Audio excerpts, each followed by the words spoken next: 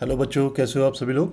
उम्मीद करता हूँ अच्छे से होंगे, बढ़िया से होंगे और आप लोगों की पढ़ाई बढ़िया चल रही होगी। ओके, तो चलिए आज हमारा क्लास 10 मैथमेटिक्स का नेक्स्ट चैप्टर स्टार्ट हो रहा है, which is basically arithmetic progression. तो एक एक करके देखते हैं इस अर्थमेटिक प्रोग्रेशन में क्या अर्थमेटिक प्रोग्रेशन होता क्या है, किस तरीके की प्रॉब्लम्स हमारे सामने आती हैं। चलिए शुरू करते हैं। ओके, तो आप अपनी स्क्रीन पे इस समय देख सकते हैं बच्चों कि मैंने यहाँ पर कुछ सीरीज़ लिखी हुई है। देखिए ना, देखिए ये। ओके, तो अब इन सीरीज़ को आप लोगों ने ध्यान से देखना है और ध्यान से देखने के बाद आपको जो भी यहाँ पर समझ में आ रहा है वो आप कमेंट बॉक्स में बताएंगे। ओके, जैसे मैं ये पर्टिकुलर सीरीज़ ले लेता हूँ, अगर मैं स्टार्टिंग की, जिसमें लिखा हुआ है 3 then 5 then 7 then 9 dot dot dot. Can you guess me the next number which will come after 9? क्या आप बता सकते हैं कि यहाँ 9 के बाद नेक्स्ट नंबर क्या आएगा। ऐसे ही अगर मैं नीचे वाली सीरीज़ लेता हूँ, इधर 1 then 5 then 9 then 13 then what will be after 13। ऐसे ही यहाँ पर 5 2 -1 4 -7 and what will be the next number. इन तीनों में आपको वो नेक्स्ट नंबर फाइंड आउट करना है कि वो नेक्स्ट नंबर क्या होगा। उम्मीद करता हूँ काफ़ी बच्चे गेस कर चुके होंगे कि वो नेक्स्ट नंबर होगा क्या। ओके, तो चलिए मैं आपकी हेल्प करता हूँ जिन्हें समझ में नहीं आया है। देखिए यहाँ पर पहला नंबर आप देख सकते हैं 3 then 5 then 7 and then 9। Okay, तो अगर इस सीरीज़ को आप ध्यान से देखें, इस प्रोग्रेशन को, इस ओके तो इसमें जस्ट आफ्टर 3 5 लिखा है, डैट मीन्स 2 का गैप है। 5 के बाद 7 है, अगेन 2 का गैप है। 7 के बाद 9, अगेन 2 का गैप। तो ये हमें बताता है कि इस सीक्वेंस में आप लोगों के सामने 2 का गैप आने वाला है। ओके, तो जो भी नेक्स्ट नंबर है वो 2 के गैप में है। ओके, तो 9 के बाद जो 2 का गैप है वो हो जाएगा 11। ओके, तो अगर आप लोगों ने 11 आंसर यहाँ पर बताया है तो that means your mathematics is very good. Okay, तो नेक्स्ट नंबर क्या हो गया 11। इसी तरीके से अब आप देखिए, गैप एनालिसिस कीजिए कि सब में क्या गैप सेम है। ओके, ऐसा नहीं कि सिर्फ पहले 2 का गैप देख लिया और आगे आंसर लिख दिया, नहीं, सब में एक ही जैसा गैप होना चाहिए। ठीक है, तो 1 के बाद 5 यानी कि 4 का गैप, 5 के बाद 9 अगेन 4 का गैप। ओके, तो 13 के बाद नेक्स्ट नंबर क्या हो जाएगा 17। Very good. ओके, तो इसी सीक्वेंस में देखिए, अभी यहाँ पर देखिए जो थर्ड वाली सीरीज़ है it is little different. Okay, different कैसे है, 5 के बाद हमारा नेक्स्ट नंबर है 2। ओके, 5 के बाद नेक्स्ट नंबर है 2 यानी कि यहाँ पर गैप है 3 का गैप। और 3 क्या, इन ए डिक्रीजिंग वे। ये वाले इंक्रीजिंग वे में थे ऊपर वाले दोनों, फर्स्ट और सेकंड, लेकिन जो थर्ड है वो डिक्रीजिंग वे में है। जैसे यहाँ पे 5 के बाद 2 है तो ये 3 का गैप है, लेकिन इसको कहेंगे आप -3 का गैप है ना। तो 2 में फिर -3 माइनस करोगे तो आ जाएगा आपका आंसर -1। अगेन अगर -1 में से फिर 3 को सब्ट्रैक्ट कीजिए तो वो आ जाएगा आपका -4, और फिर -4 में से 3 अगेन सब्ट्रैक्ट करोगे तो वो आ जाएगा -7। ऐसे ही -7 में से अगेन आप -3 सब्ट्रैक्ट कीजिए तो आपका रिजल्ट आ जाएगा -10। ओके, सो जो नेक्स्ट नंबर यहाँ पर है वो होगा -10। अगर आप तीनों ने यही आंसर दिए हुए हैं तो डैट मीन्स आपका मैथमेटिक्स अच्छा है और आप का माइंड काफ़ी शार्प है, आप चीज़ों को जल्दी गैस कर लेते हैं। ठीक है, और अगर आप नहीं गैस कर पाए तो कोई बात नहीं, लेकिन अब आपको एक सीक्वेंस मिल चुका है। ओके, और आगे आने वाले प्रोग्रेशंस में आप लोग इस चीज़ का खास ध्यान रखेंगे और अब आप भी सही तरीके से सही आंसर्स बता देंगे। ओके, तो चलिए ये चीज़ तो हमने सीख ली कि जो अगर गैप है तो नेक्स्ट नंबर हम कैसे फाइंड आउट करेंगे। तो आखिर इन चीज़ों को कहते क्या है, ये जो प्रोग्रेशंस आपके हैं इन प्रोग्रेशंस को हम क्या कहते हैं, इन सीक्वेंसेस को हम क्या कहते हैं। ओके, तो इन्हीं सीक्वेंसेस को हम कहते हैं अर्थमेटिक प्रोग्रेशन। क्या कहते हैं, अर्थमेटिक प्रोग्रेशन, जिसे हम शॉर्ट में बार बार हम AP के नाम से बोलेंगे, AP, arithmetic progression. Arithmetic progression क्या होता है, जहाँ पर आपका कॉमन डिफरेंस हमेशा बराबर रहे टू कॉन्जिक्यूटिव टर्म्स के बीच में। हर एक टू कॉन्जिक्यूटिव टर्म में ये कॉमन डिफरेंस अगर इक्वल है तो आप कहोगे कि ये जो सीक्वेंस है ये है आपका अर्थमेटिक प्रोग्रेशन। ओके, और इसी डिफरेंस को हम कहते हैं डी, कॉमन डिफरेंस। ओके, अगर आपसे पूछा जाए कि इनका कॉमन डिफरेंस क्या है तो यहाँ जो कॉमन डिफरेंस है उसको आप शो करेंगे स्मॉल डी लेटर से। Okay, and the difference is 2। अगर मैं यहाँ बात करूँ कि सेकंड वाले केस में कॉमन डिफरेंस क्या है तो इट इज़ 4। अब अभी मैं आपको बता दूंगा कैलकुलेट कैसे करना है कॉमन डिफरेंस। देखिए, सेकंड वाले नंबर में से फर्स्ट वाला माइनस कर दीजिए। 2 में से आपको 5 को माइनस करना है तो -3 आ गया, तो कॉमन डिफरेंस क्या है -3 है। ऐसे यहाँ 5 में से 1 सब्ट्रैक्ट कर दिया, 4 आ गया। किसी भी दो को आप सीक्वेंस को सब्ट्रैक्ट कर लीजिए। ओके, तो वो लेकिन वो कॉन्जिक्यूटिव होने चाहिए। ऐसा नहीं कि आपने 5 और 13 को सब्ट्रैक्ट कर दिया, नहीं, कॉन्जिक्यूटिव मतलब एक के बाद अगला वाला जो टर्म है। ओके, तो इस तरीके से ये हमने अभी देखा छोटा सा इंट्रोडक्शन। ठीक है, इसी को आगे लेके चलते हैं थोड़ा और। अब देखिए, मान लीजिए, ठीक है, मेरे पास एक टर्म है ए। अब मैं AP बनाने की कोशिश कर रहा हूँ। देखिए, मेरे पास एक टर्म मैंने सपोज कर लिया ए है और कॉमन डिफरेंस है डी। ठीक है, जैसे यहाँ देखिए, यहाँ मेरे पास एक टर्म था 3, यहाँ मेरे पास एक टर्म था 3 और मेरे पास यहाँ कॉमन डिफरेंस था 2। तो जब मैंने इस 3 में 2 को ऐड किया तो मेरे पास नेक्स्ट नंबर आ गया 5। अब इस 5 में 2 को ऐड करूँगा तो 7, 7 में 2 ऐड करूँगा तो 9। तो इस तरीके से मेरे पास नेक्स्ट नंबर आते चले जाएंगे। ओके, ऐसे ही अगर मैं इसको जनरलाइज करने की कोशिश करूं और एक नंबर में सपोज ए ले लेता हूं और कॉमन डिफरेंस डी है तो नेक्स्ट नंबर हो जाएगा ए प्लस डी। ऐसे ही इसके आगे वाला नंबर, अब आप कुछ नहीं करिए, हर एक टर्म में डी डी ऐड करते चलिए। इसमें भी डी ऐड कर दीजिए। अगर आप ए प्लस डी में डी ऐड करते हैं तो क्या हो जाएगा ए प्लस 2d। सिंपल सी बात है। ठीक है, ए प्लस डी में डी ऐड करेंगे तो क्या हो जाएगा ए प्लस 2d। हो गया। अभी इसको इरेज कर देता हूँ जरा, ए प्लस 2d। अब ऐसे ही ए प्लस 2d में भी डी ऐड कर दीजिए, ए प्लस 3d आ जाएगा। फिर थोड़ा और आगे चलते हैं, ए प्लस 4d आ जाएगा। ऐसे ही ये सीक्वेंस आगे बढ़ता चला जाएगा। और कब तक बढ़ेगा? जब तक आपको चाहिए है ना। अब ये डिपेंड करता है कि आप किस टर्म तक जाना चाहते हो। 5th टर्म तक जाना चाहते हो, 4th टर्म तक जाना चाहते हो, या फिर आप किसी एक पर्टिकुलर टर्म तक जाना चाहते हैं। ओके, तो अब इसको मैं देखिए यहीं पे आपको छोटी छोटी चीज़ें एक्सप्लेन करता रहूँगा। देखिए, ये जो मैंने ए लिखा है ये मेरा फर्स्ट टर्म है। कौन सा टर्म है? फर्स्ट। और उसके बाद ये सेकंड टर्म आएगा, ये आएगा थर्ड टर्म। थोड़ा मैं इसको रोमन में ना लिख के,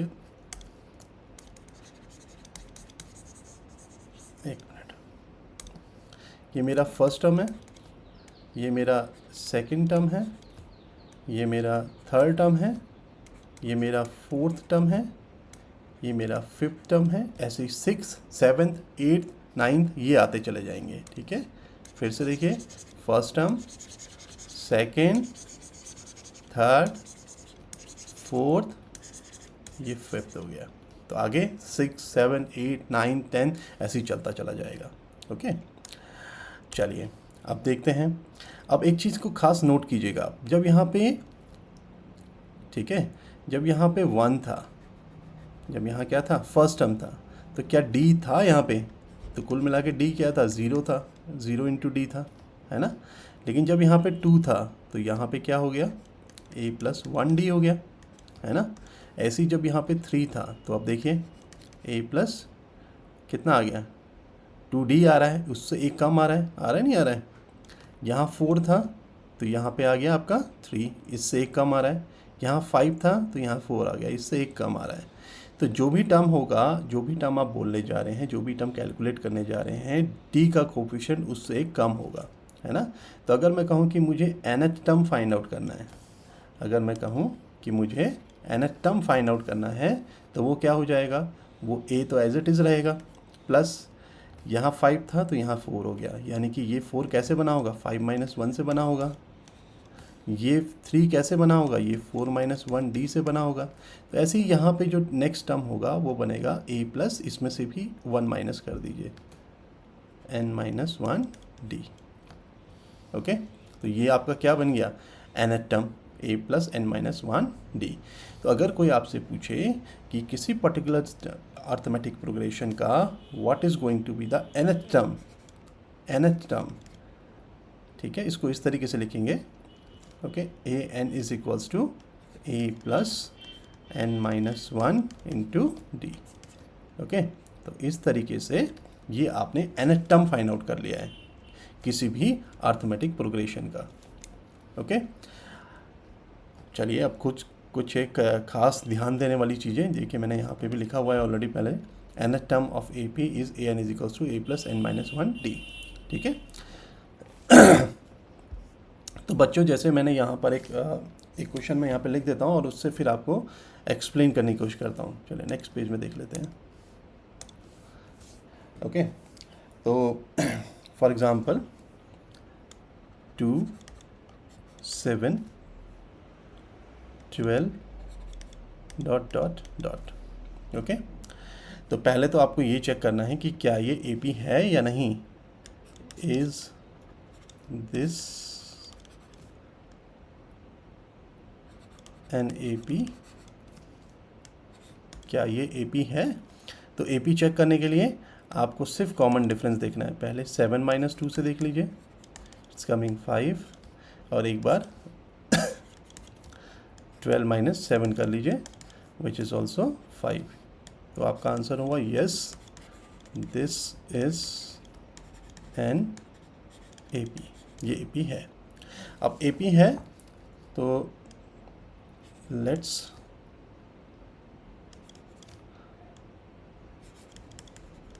find out,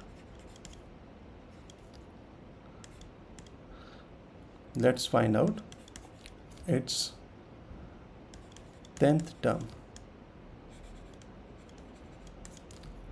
चलिए इसका 10th टर्म फाइंड आउट करते हैं। ओके, तो सबसे पहले आपको देखना पड़ेगा कि इसमें फर्स्ट टर्म क्या है। अब फर्स्ट टर्म को हम डिनोट करते हैं ए से, तो जो सबसे पहले लिखा है वो ए हो गया। फिर निकालेंगे हम कॉमन डिफरेंस जिसको हम डी से शो करते हैं, जो हमने ऑलरेडी निकाला है, हर एक केस में इक्वल है, तो डी तो 5 ही हो गया। ओके, हमें कौन सा टर्म निकालना है? 10th term. ओके, तो हमें कैलकुलेट करना है A10, ये हमारा we need to find this A10। Okay, तो अब पहले फॉर्मूला लिखेंगे, AN इक्वल्स टू, फॉर्मूला क्या है? A plus N minus one D. तो A10 n के प्लेस में इट इज़ रिटर्न 10, देखिए यहाँ n है और यहाँ 10 है, तो n का वैल्यू कितना हो गया? 10 हो गया। Okay, and what is A?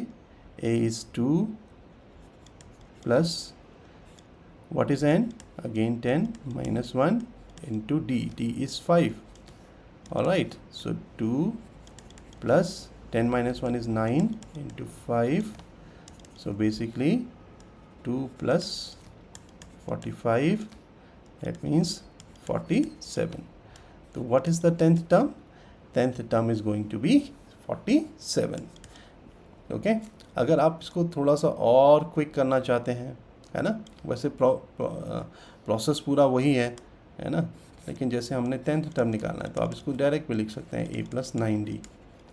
Okay, क्योंकि इससे एक कम यहाँ पे आपको मिलेगा। तो A हमारा 2 हो गया, 9 into D is 5, so 2 plus 45, so again 47. So what is the 10th term? 10th term is 47. Okay, clear हो गया? चलिए, काफ़ी सारी प्रॉब्लम्स हैं अर्थमेटिक प्रोग्रेशन में और बहुत सारी चीज़ें हम लोग देखने वाले हैं। ओके, तो चलिए अब कुछ क्वेश्चंस पहले ऐसे देखते हैं, आप लोगों को थोड़ा मजबूत बना देते हैं कि अर्थमेटिक प्रोग्रेशन आप देखते ही समझ जाएं कि ये एपी का क्वेश्चन है। ठीक है, तो इसमें हम थोड़ा से डिफरेंट टाइप के क्वेश्चंस लेते हैं और आपके साथ शेयर करते हैं।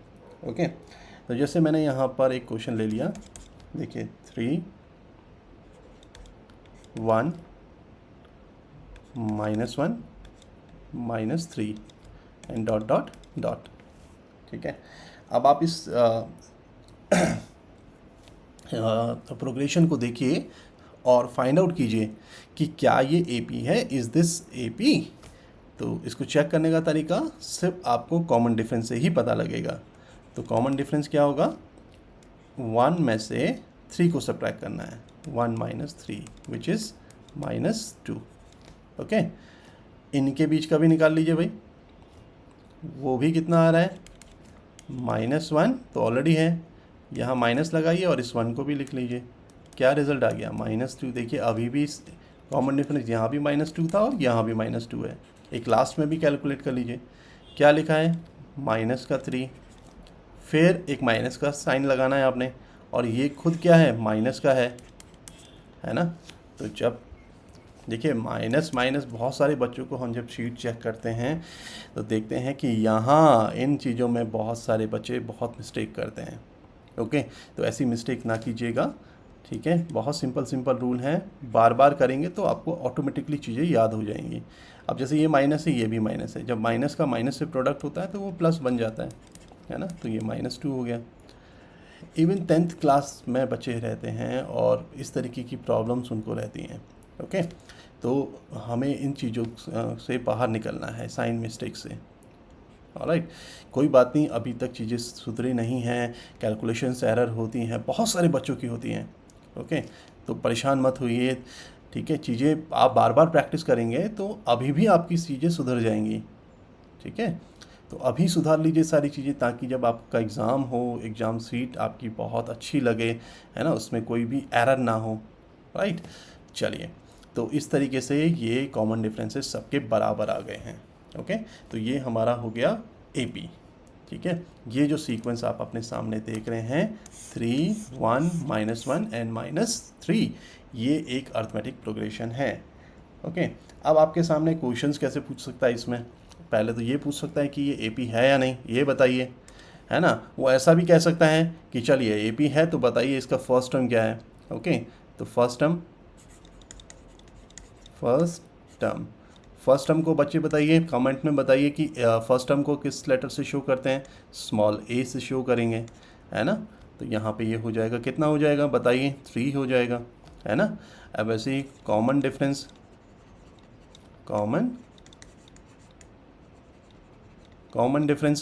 अभी कॉमन डिफरेंस क्या होगा इसका, ये हमने सब निकाल रखा है यहाँ पे, देखिए इस तरीके से आपको निकालना है। तो कॉमन डिफरेंस भी -2 हो गया, फर्स्ट टर्म भी बता दिया, कॉमन डिफरेंस भी बता दिया। आप बोले कि आगे के 3 टर्म और निकालिए इसमें, है ना। तो अभी यहाँ तक तो निकाल रखे हैं, आगे की और निकाल रहे हैं। तो -3 में आपको क्या करना है, ये कॉमन डिफरेंस बस ऐड करते चले जाइए, यानी कि -3 में -2 ऐड कर दीजिए। तो नेक्स्ट टर्म क्या हो जाएगा, -5 हो जाएगा। इसमें भी -2 ऐड कर दीजिए, -7 हो जाएगा। फिर आगे ऐड कर दीजिए, -9 हो जाएगा, -11 हो जाएगा। जितने मर्जी उतने निकाल लीजिए, बस एक बार पैटर्न समझ में आना चाहिए, और फिर सारी चीज़ें धड़ाधड़ सॉल्व होती चले जाती हैं। ओके, तो कोई दिक्कत वाली बात नहीं है इसमें, आराम से हो जाएगा पूरा सॉल्व, ठीक है। चलिए, एक तो ये छोटी सी प्रॉब्लम थी। ओके, अब मैं एक और प्रॉब्लम लेता हूँ, 1/3। ये भी मैंने कई बार नोट किया है कि जब कोई क्वेश्चन, जैसे सिंपल क्वेश्चन है, ये इससे पहले वाला क्वेश्चन नॉर्मल क्वेश्चन था, है ना। लेकिन जब कभी भी हमारे कुछ बच्चे जो हैं फ्रैक्शन में कोई चीज़ देख लेते हैं या डेसिमल में कोई चीज़ देख लेते हैं, तो फिर वो घबरा जाते हैं कि यार ये क्वेश्चन तो बहुत डिफ़िकल्ट आ गया है ना। तो ऐसा नहीं है बच्चों, फ्रैक्शन, डेसिमल, अंडर रूट अभी आएंगे उसमें भी, ठीक है। तो इन चीज़ों से घबराने की ज़रूरत नहीं है, मैं हूँ यहाँ पे आपको समझाने के लिए, ठीक है। प्रैक्टिस करिएगा खूब ज़्यादा, और आपको और ज़्यादा प्रैक्टिस करनी तो मेरे साथ करते रहिए प्रैक्टिस। ओके, जो भी चैप्टर आपको समझना है, ओके, आप मुझे कमेंट में बताइए कि ये चैप्टर आपको और समझना है, तो मैं उसका एक और डिटेल वीडियो बना दूँगा, ठीक है। चलिए, तो 1/3, 5/3, 9/3, 13/3, तो क्या ये AP है, तो पहले तो ये देखते हैं, है ना। तो AP है या नहीं, इसका डिसीजन कहाँ से आएगा, इसका डिसीजन आएगा इनके डिफरेंसेस से। तो पहले डिफरेंसेस निकालते हैं, जैसे डिफरेंसेस कैसे निकलेंगे, इन दोनों से निकालिए, ठीक है। देखिए, एक चीज़ का और ध्यान रखिएगा, जब वो पूछ रहा है कि ये AP है या नहीं, अगर उसने कह दिया AP है तब तो किसी एक से निकाल लीजिए। लेकिन जब चेक करना होता है तो हम हर एक टर्म में चेक करेंगे, ठीक है। जैसे यहाँ पे 4 टर्म्स है, तो आपको एक बार यहाँ चेक करना है, एक बार यहाँ चेक करना है, और एक बार यहाँ पे चेक करना है। ओके, तो चलिए पहले 5/3 माइनस 1/3। ओके, तो ये रिज़ल्ट निकल के आएगा। यहाँ पे देखिए क्या रिज़ल्ट आएगा, 3 तो एलसीएम हो ही गया इसका, है ना, सेम है। और जब सेम एलसीएम होता है तो हम ज़्यादा मेहनत नहीं करनी चाहिए, हमें सीधे ऊपर में से नीचे इसको माइनस कर दीजिए, तो ये हो जाएगा 4/3। इफ़ द डिनोमिनेटर, देखिए डिनोमिनेटर अगर सेम है तो हम न्यूमरेटर सीधे सब्ट्रैक्ट कर सकते हैं। ओके, ऐसे यहाँ पे 9/3 माइनस 5/3। ओके, दोनों का डिनोमिनेटर सेम है तो वो 3 हो जाएगा, और ऊपर वालों को सब्ट्रैक्ट कर लीजिए, ये भी 4/3 आ गया। ऐसे यहाँ पे निकालना है, अब इन दोनों का निकाल लीजिए, 13/3 माइनस 9/3। डिनोमिनेटर सेम है, ऊपर सब्ट्रैक्ट कर लीजिए, 13 माइनस 9 इज़ 4/3 अगेन। तो देखिए कॉमन डिफरेंसेस तीनों में सेम आ चुके हैं। ठीक है, तो डैट मीन्स ये AP है। अब AP है तो इसका फर्स्ट टर्म क्या है, AP है तो फर्स्ट टर्म जो सबसे पहले लिखा है वही फर्स्ट टर्म है 1/3। और जो सब कॉमन डिफरेंस क्या है, ये अभी निकाल रखे इतने सारे, एक ही जैसे हैं सारे के सारे, है ना, तभी तो AP है। ये हो गया आपका 4/3 हो गया। ऑलराइट, तो इस तरीके से आपने ये कैलकुलेट कर लिया। ओके, आगे बढ़ते हैं। अगर इसने पूछा कि आप नेक्स्ट 2 टर्म्स और निकाल लीजिए इसके, तो ये 4/3 आप ऐड करते जाइए। 13/3 में 4/3 ऐड करेंगे तो कितना हो जाएगा, 17/3। फिर इसमें भी 4 ऐड कर लीजिए, 21/3। फिर आगे ऐड करिए 25/3, है ना। देखिए ये इतना स्मूथ क्यों चल रहा है, क्योंकि डिनोमिनेटर सबके सेम है। ठीक है, इसलिए हम फटाफट ऐड कर रहे हैं। अगर डिनोमिनेटर सेम नहीं होता तो एलसीएम लेके ऐड करना पड़ता, फ्रैक्शन को जैसे सॉल्व करते हैं। ठीक है, आगे बढ़ते हैं। ओके, अब एक जगह और चेक करते हैं।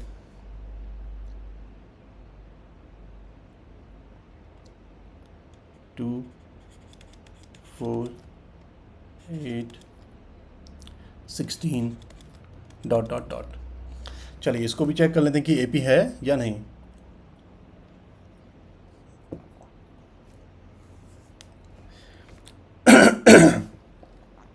पहले फर्स्ट 2 का डिफरेंस निकालते हैं, वो हो जाएगा 4 माइनस 2, तो ये आ गया मेरा 2। अब नेक्स्ट 2 का निकालते हैं, 8 माइनस 4, जो रिज़ल्ट आता है 4। अभी देखिए आगे नहीं आ गया अलग अलग, तो दिस इज़ नॉट AP, ये AP नहीं है। बात समझ में आई आपको, ये AP नहीं है। क्यों, क्योंकि common differences are not same. तो इसमें आप फर्स्ट टर्म सेकंड टर्म निकालने की भी ज़रूरत नहीं है, आप आगे इसको नहीं सॉल्व करेंगे। ठीक है, एक और करते हैं। 1 square 3 square 5 square 7 square and ... है ना, कंफ्यूजिंग है हल्का सा। ठीक, देखने में ऐसा लग रहा है कि AP है, लेकिन अगर हम इसको और थोड़ा सा इसको जूम करके देखेंगे ना, ठीक है, तो ये हमें AP नज़र नहीं आएगा। चलिए एक बार आप लोग खुद चेक कीजिए कि ये AP है या नहीं है। ऑलराइट, तो कैसे चेक करेंगे, जैसे अगर आप ऐसे देखेंगे, ये 1 3 5 7 तो AP नज़र आ रहा है, लेकिन इसको ओपन भी करना पड़ेगा। ये 1 स्क्वायर है तो ये हो जाएगा 1, 3 square is 9, 5 square 25, okay, 7 square 49। देखिए अब इसका डिफरेंस अगर मैं निकालता हूँ, 9 माइनस 1 इट्स 8। अभी यहाँ तो अपने आप ही डिफरेंट है ना। 25 माइनस 9 ये 16 हो गया। तो ये डिफरेंसेस सेम नहीं है, तो this is also not AP, ये भी AP नहीं है। ठीक है, चलिए, तो आई थिंक यहाँ तक समझ में आ रहा होगा आप सभी लोगों को अच्छे से। ठीक है, तो कुछ क्वेश्चंस को और देखते हैं और आगे सॉल्व करने की कोशिश करते हैं। ठीक है, तो जैसे एक क्वेश्चन यहाँ पे देखिए, कितना बढ़िया क्वेश्चन है। 1 1 1 2 2 2 3 3 3। ओके, अब आपको यहाँ पर बताना है कि क्या ये जो टर्म यहाँ लिखा हुआ है, क्या ये AP है। ओके, तो अगर मैं इसको देखता हूँ ध्यान से, ठीक है, तो देखिए अभी अगर आप वैसे देखो, नॉन मैथ स्टूडेंट्स की तरह देखो, तो ये देखिए 1, 1 के बाद 2, 2 के बाद 3, तो ये एक सीक्वेंस नज़र आ रहा है। लेकिन हमारी जो कंडीशन है अर्थमेटिक प्रोग्रेशन की, वो कॉन्जिक्यूटिव नंबर्स पे जाती है ना। वो किसी पैटर्न, वैसे पैटर्न पे नहीं जाती है कि 1 1 1 आ गया, फिर 2 2 2 आ गया, फिर 3 3 3 आ गया, ऐसे पैटर्न पे नहीं जाती है। हमारी जो अर्थमेटिक प्रोग्रेशन है वो कॉन्जिक्यूटिव नंबर्स पे रहती है। जैसे 1 के बाद 1, तो यहाँ जो डिफरेंस आ गया वो 0 आ गया है, यहाँ भी 0 आ गया, 1 - 1 0, इन दोनों में 0 और इन दोनों में भी 0। लेकिन जब हम 1 और 2 के बीच में देखेंगे, 2 - 1, तो ये क्या आ गया, ये 1 आ गया, तो कॉमन डिफरेंसेस यहाँ पे अलग अलग आने चले हो गए। ठीक है, तो ये AP नहीं है। This is also not AP, ये भी AP नहीं है। ओके, तो इस तरीके से देखिए।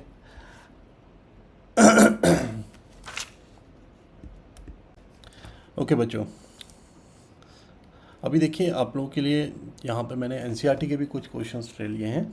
ओके, तो सारे तो नहीं कर पाएंगे, लेकिन ये है कि कुछ जो थोड़े से डिफरेंट हैं वो क्वेश्चंस करने की कोशिश करते हैं। ठीक है, तो जैसे ये तो हमने ऑलरेडी कर लिया है। ठीक है, अब ये सेकंड क्वेश्चन देखिए क्या कह रहा है यहाँ पे। सेकंड क्वेश्चन में है 2, 5/2, 3 एंड 7/2। अब बताइए ये AP है या नहीं है।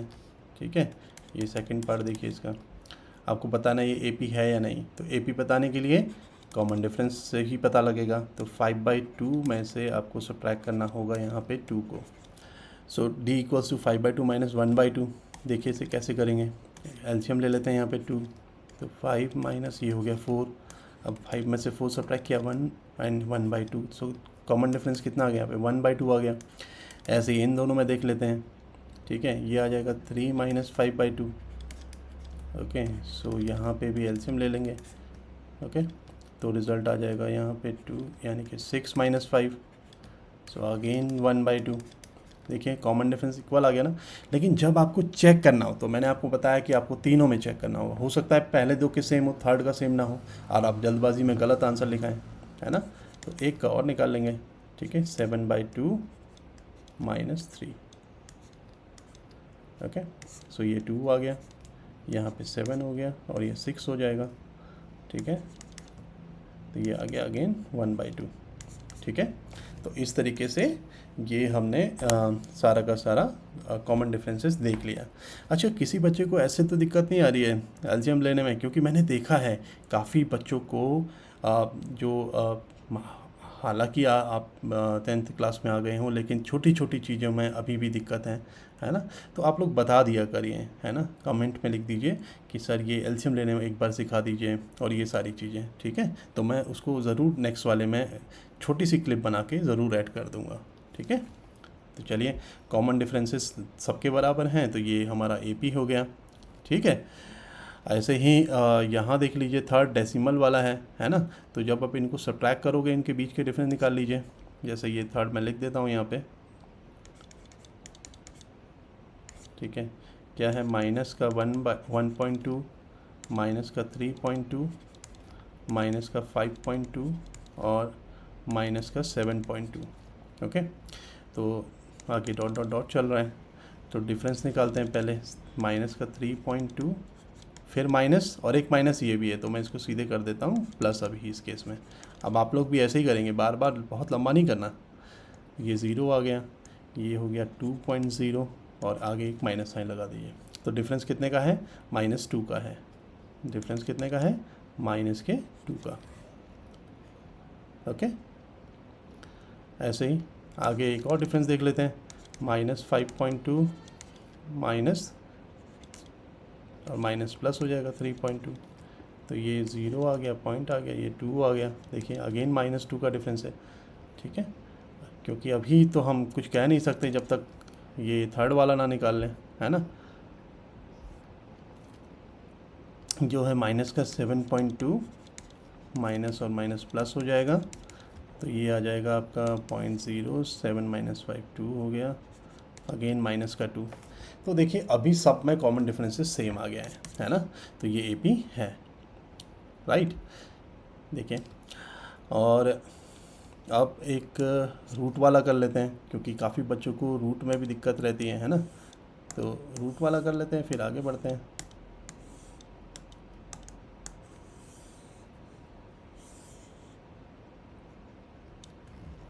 चलिए क्वेश्चन नंबर 5 करते हैं।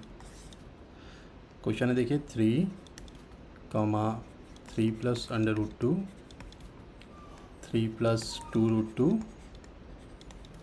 And 3 plus 3 under root 2 dot dot dot. Okay, तो वी हैव टू चेक, हमें चेक करना है कि ये ए पी है या नहीं है। तो सबसे पहले हमें कॉमन डिफरेंस निकालना पड़ेगा इन दोनों के बीच का, ठीक है। तो 3 plus under root 2 minus 3 cancel हो गया, क्या डिफरेंस आया अंडर रूट 2। अब ये जो अंडर रूट 2 डिफरेंस है ये सब जगह यही डिफरेंस होना चाहिए, अगर सब जगह है तो ये ए पी होगा, ठीक है। अब इन दोनों में निकाल लेते हैं। तो पहले सेकंड टर्म थर्ड टर्म को लिखिए 3 प्लस अंडर रूट 2, उसमें से सब्ट्रैक्ट कर देंगे first term, sorry second term. Okay, ये कैंसिल 2 रूट 2 में से रूट 2 कैंसिल हो जाएगा तो अंडर रूट 2।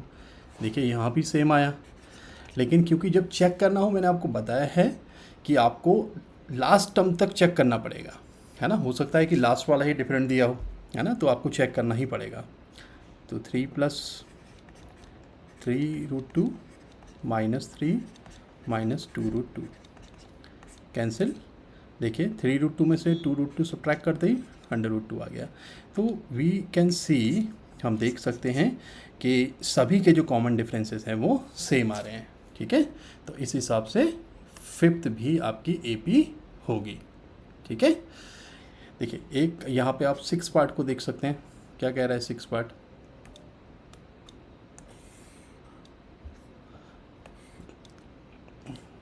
तो ध्यान से देखिएगा, 6 पार्ट बहुत आसान है, मुश्किल नहीं है, सिर्फ पहचानना है कि ए पी है या नहीं। इस समय हम एनसीईआरटी सॉल्व कर रहे हैं। अगर आपको कोई दिक्कत आ रही है क्वेश्चंस को करने में, समझने में, तो आप कमेंट बॉक्स में हमें बताइए कि किस तरीके से आपको हम दोबारा इसको समझाएं, ठीक है। और बेहतर यही होगा कि आप इन वीडियोस को बार बार रिपीट करके देखते रहिए, है ना, और प्रैक्टिस करिए। जितनी ज़्यादा प्रैक्टिस करोगे उतना ज़्यादा आपको समझ में चीज़ें आएंगी, ठीक है। तो पहले डिफरेंस निकालते हैं इन दोनों का, 0.22 माइनस 0.2। देखिए यहाँ डेसिमल के बाद 2 प्लेस है, यहाँ 1 प्लेस है, तो डबल प्लेस बना लीजिए। अब इनको सब्ट्रैक्ट करते ही मेरा जो रिज़ल्ट आएगा वो आएगा 0.02। ओके, तो इन दोनों का डिफरेंस तो है 0.02, ठीक है। अब नेक्स्ट में निकालते हैं 0.222 माइनस 0.22 और लास्ट वाले को 0 बना लीजिए, है ना। तो देखिए यहाँ पे क्या रिज़ल्ट आएगा आपका, सब कैंसिल हो जाएगा, सिर्फ ये 2 बचेगा, 0.002। देखिए अभी आगे बढ़ने की ज़रूरत ही नहीं है, क्यों, क्योंकि इन दोनों में ही डिफरेंस हमारा अनइक्वल है ना। Since common difference is not same, so therefore this is not A P, this is not a P, ये ए पी नहीं है। ओके, 6th 7th वाला आप एक बार ट्राई करके देख लीजिएगा, कोई परेशानी आएगी तो मुझे ज़रूर बताइए, इसको भी हम सॉल्व कर लेंगे। Okay, now let's move to the 8th part, ठीक है। 8th पार्ट को करते हैं।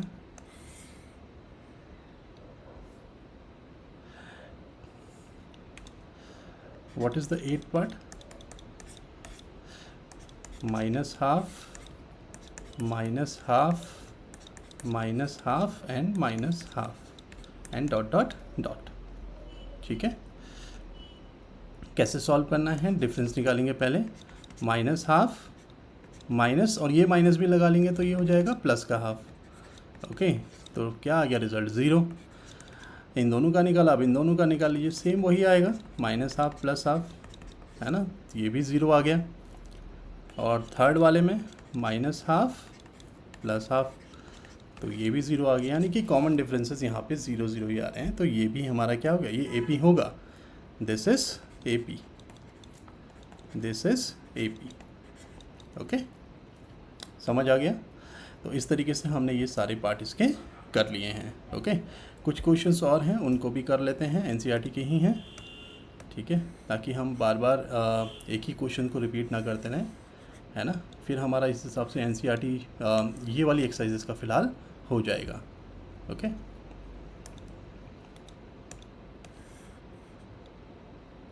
चलिए अभी देखिए नेक्स्ट क्वेश्चन, इसको मैं थोड़ा सा जूम कर देता हूँ, ठीक है। और अगर मैं यहाँ से जूम नहीं करता हूँ तो मैं एक काम और कर सकता हूँ, यहाँ पे लीजिए, अब थोड़ा और क्लियर दिख रहा होगा आप लोगों को। सी द 9th पार्ट 1 3 9 27, ठीक सीधे सीधे दिख रहा है कि AP नहीं है तो करने की ज़रूरत नहीं है। A 2A 3A 4A, देख लीजिए डिफरेंस कितना आ रहा है, 2A में से ये सब्ट्रैक्ट किया A, यहाँ भी A और यहाँ भी A, इन सब में डिफरेंसेस क्या है। 10th वाला पार्ट देखिए, A 2A 3A 4A dot dot dot. देखिए हो सकता है कुछ पार्ट आपको बहुत आसान लगे, है ना, तो वहीं किसी और को थोड़े वो पार्ट थोड़े डिफरेंट लग सकते हैं, डिफ़िकल्ट लग सकते हैं, है ना। तो इसलिए हर टाइप के क्वेश्चन को यहाँ पर समझाना पड़ेगा, ठीक है। और जिनको समझ में आ गया है वो थोड़ा सा स्किप करके आगे भी जा सकते हैं, ठीक है। तो अगर मैं इसमें डिफरेंस देखूँ, इन दोनों को सब्ट्रैक्ट कर दीजिए, 2A minus A it's A, यहाँ भी देख लीजिए 3A minus 2A it is again A, फिर डिफरेंस देख लीजिए 4A माइनस 3A, ये भी A है ना, तो सेम आगे नहीं आया, ठीक है। नाउ 11th पार्ट,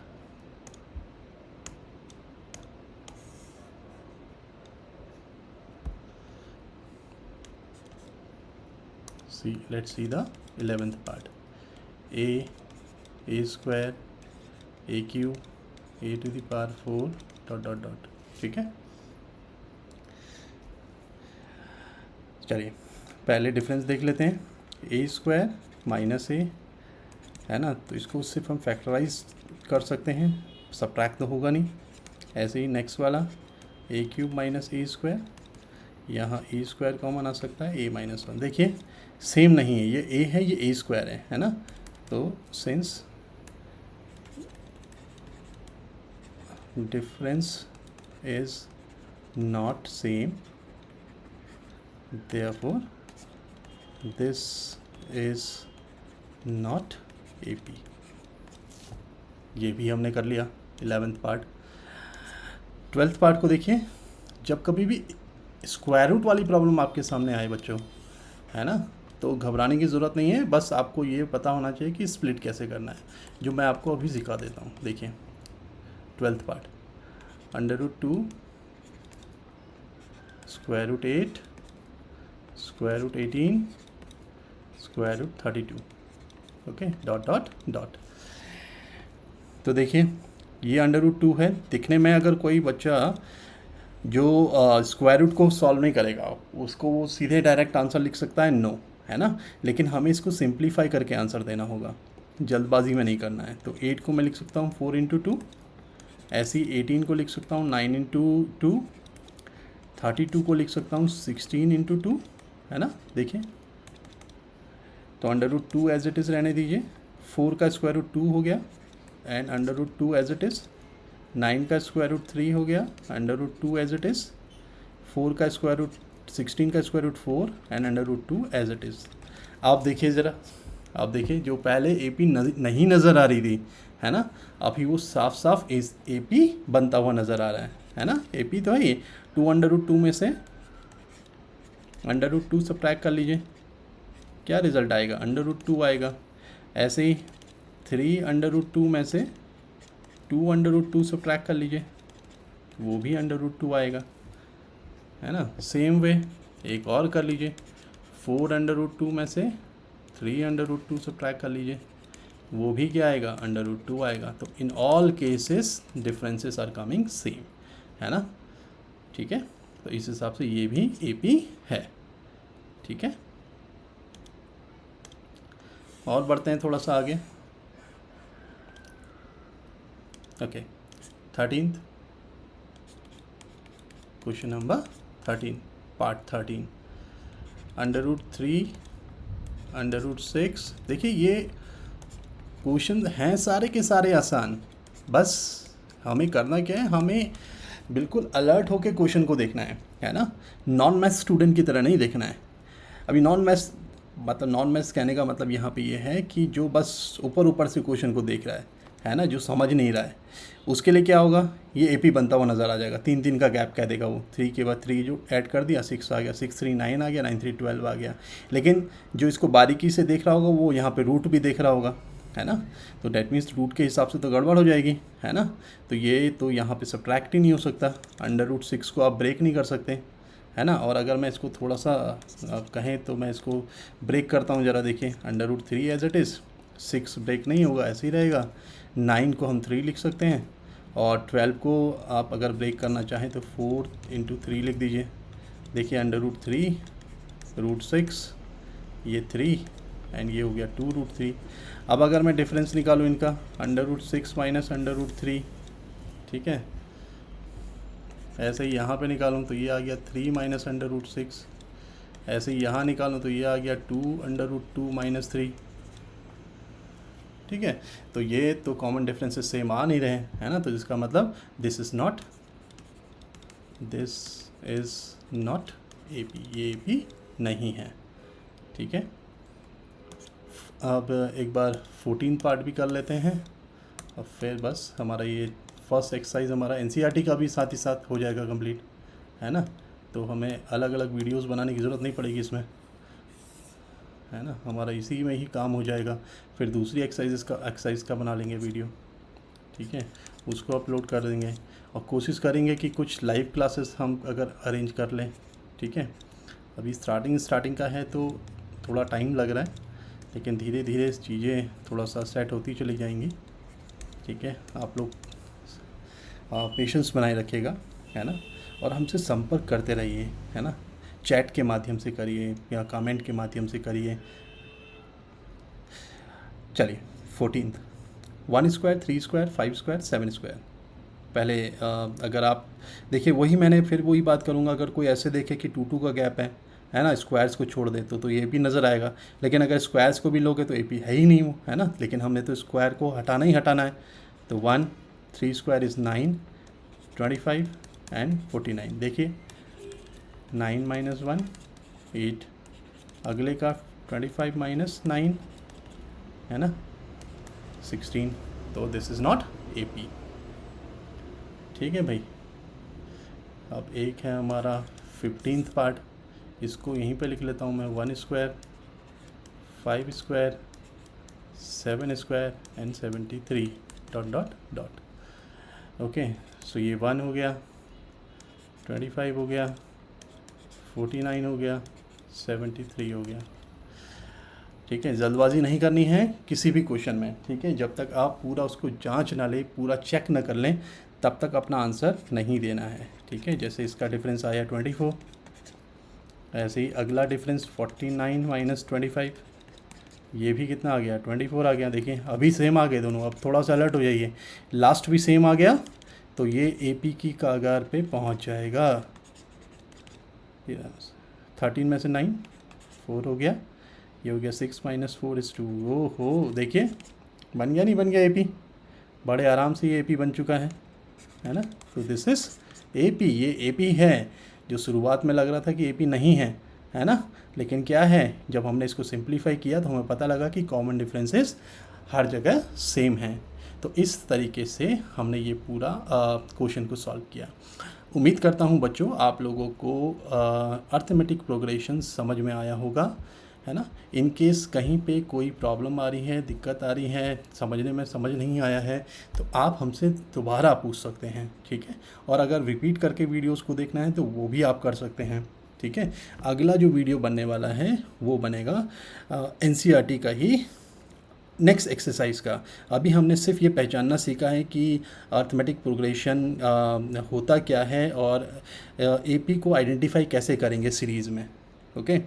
अब कुछ एक क्वेश्चन हमने किए हैं कि पर्टिकुलर टर्म निकालने के लिए, लेकिन उसको उसका फुल वीडियो अभी इस वीडियो में हमने उसको एक्सप्लेन नहीं किया है, ओके। हमारे नेक्स्ट वीडियो में हम वो सारी चीज़ें भी यहाँ पर एक्सप्लेन करेंगे, ठीक है, और एनसीईआरटी क्वेश्चंस को सॉल्व करेंगे।